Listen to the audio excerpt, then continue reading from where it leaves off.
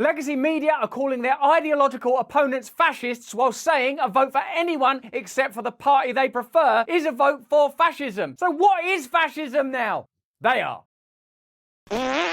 Hello there, you awakening wonders. Thanks for joining us on our voyage to truth and freedom. And isn't it hard to interface with truth and freedom when you have media institutions that continually lie to you and control information and generate fear and hatred and tell you that unless you obey their edicts, you're a racist or you're a conspiracy theorist or you're an enemy of the state? Do you notice that these apparently rational spaces that talk to you all kindly and nicely about compassion are advocating for a type of fascism while condemning what they call a different style of fascism? Where is fascism now? I suppose you'd have to say that fascism lies within power. And if fascism is divorced from power, then it's essentially just badges and a hobby. Let's have a look at how the Legy Media are turning everybody into fascists these days, ironically, in order to fascistically control everything. Here are the hosts from Morning Joe saying that if Trump gets back into office, he will execute people, put people in jail without trial, all of which is hyperbolic and completely without foundation and given to us just as if it's rational information. But no, it is hysterical. Just because he hasn't done it yet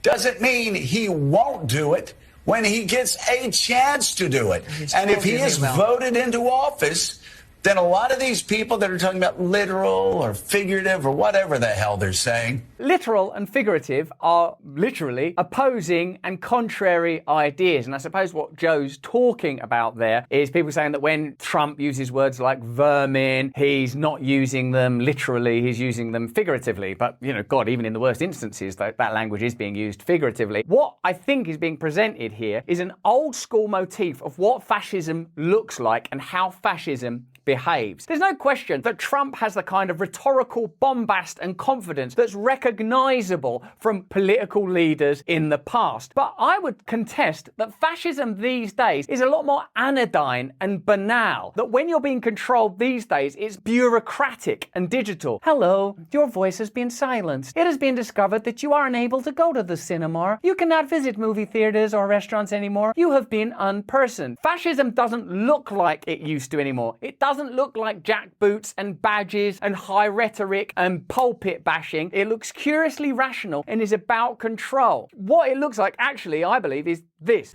You're going to look like idiots because he will get away with, he will imprison, he will execute. Saying that he's going to execute people is extraordinary. Just a few facts here. Remember that under Barack Obama, the Espionage Act was used more than under any other president. More people were droned than under any other president. And maybe I've missed the episode of Morning Joe where they went, hey, it's a bit disappointing that Joe Biden didn't make Saudi Arabia a pariah, didn't meaningfully control the pharmaceutical industry, is going to continue to build the wall that they condemned Donald Trump for building. Do you see how it creates a kind of berserk state of delirium where almost the rhetoric has to continue to amplify till in the end, even though we've had 4 years of Donald Trump where, I don't know, man, was it that different? He says crazy stuff. He didn't do anything that's much worse or, in my view, much better than what's happening under Joe Biden. So what is this degree of hysteria actually about? Is there an attempt, I would argue that there is, to create only one permissible political pathway, the one of neoliberal, financial industry, military-industrial complex funded control? Whoever he's allowed to imprison, execute, drive from the country. Just look at his past. It's not really hard to read. The only thing that stood between him and the destruction of American democracy was the federal judiciary. So in a way, it doesn't matter whether you like Donald Trump or don't like Donald Trump. I know loads of you love Donald Trump. I know some of you don't think Donald Trump is the answer. What I'm asking you to analyze is the level of hysteria and propaganda, the escalating rhetoric. He'll kill people. He'll drive people from the country, as if what's happening now is in any way better. Wars that you didn't agree to, that are expensive to fund, no option, no discussions of ceasefire, increasing decay of American infrastructure. Do you see that none of these things are being discussed? All of these things are being removed from the table while we're invited to look at hysterical, hyperbolic arguments around what constitutes fascism and control. Here, elsewhere on mainstream media, but also on MSNBC, curiously, we're invited to consider what democracy means when we're told that if we vote for anybody other than the Democrat Party, we're voting for fascism. Even if you voted for like Cornel West or RFK. Listen to the Orwellian switcheroo that takes place during this piece of Legacy Media reporting. The progressive activist Cornel West is staying strong with his run as an independent. Jill Stein, whom you'll remember from 2016, announced her candidacy earlier this week under the Green Party. Now, I happen to believe anyone should be able to run for whatever office they choose, as is their American right. Great, because if you didn't believe that, that would make you a fascist. And in some cases, our responsibility. But we are living in perilous times right now. But under these circumstances, now look at this, they're starting to withdraw the basic idea of democracy. Remember, we're talking about Cornel West, and I haven't heard of the other person, but we're talking about independent candidates significantly. When it comes to this presidential race and this set of candidates, what you're really voting for or about is democracy. And anything that gives Donald Trump a better shot at winning the presidency might just be a vote against democracy. The reason I believe that's so cynical and insidious is because the news institutions, the legacy media themselves, understand that the population is sick and tired of the Democrat Party, is sick and tired of political institutions, doesn't trust the media anymore, feel bewildered, disoriented, and ready to vote for independent candidates because they know, well, this doesn't really work, this doesn't really work. Oh, here are these new political figures offering political solutions that aren't tied to the same financial and institutional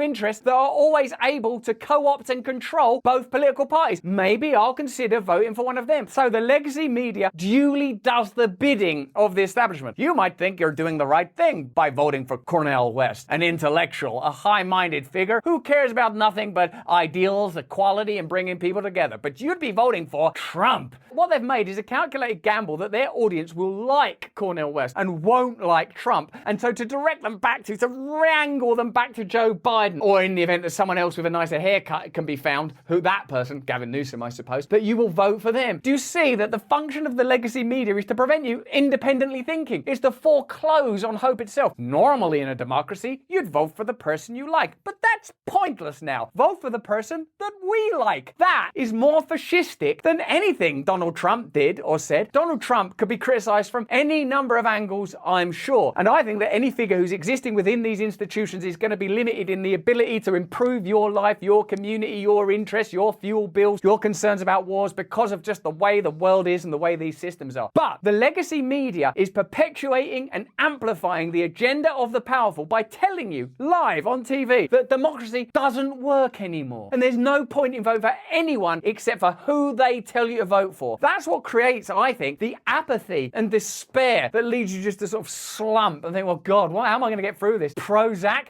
fentanyl, ending my own life, or elsewhere. Massive conflagrations and riots and protests and despair that might be caused by anti-police riots, or might be caused by January 6th riots, or might be caused by anti-migration riots in Dublin. Everywhere, people are feeling despair because they can't trust their institutions and they don't trust the media. And we're right not to trust them because they're liars and you can watch them doing the bidding of the powerful in real time. They've got no interest in you. They've got no interest in democracy. At the beginning of the pandemic, they amplify the interest of the powerful. At the beginning of the Ukraine war, amplify the interest of the powerful. Any election cycle, amplify the interest of the powerful. In our country, a COVID inquiry, it will be muted and neutered and will just lead to, like the post-2008 financial crash inquiries. Oh, we don't know what went wrong. Someone must have dropped something or spilled something, because no one's culpable for these massive crises that hurt ordinary people but somehow seem to benefit the most powerful interests in the world. In order to prevent those dynamics ever changing, i.e. the emergence of independent media, the emergence of independent political figures, they have to keep you right on track, right on the rails, bolted down, hypnotized and obedient. Populism is a response to neoliberal globalism. They know that and they have to prevent it from rising. Because things are in decline, nostalgia is more attractive than their terrifying visions of the future. But that's just what I think. Why don't you let me know what you think in the comments and chat? Remember, we stream live at these times every single day. Join us there. More important than that though, please, if you can, stay free.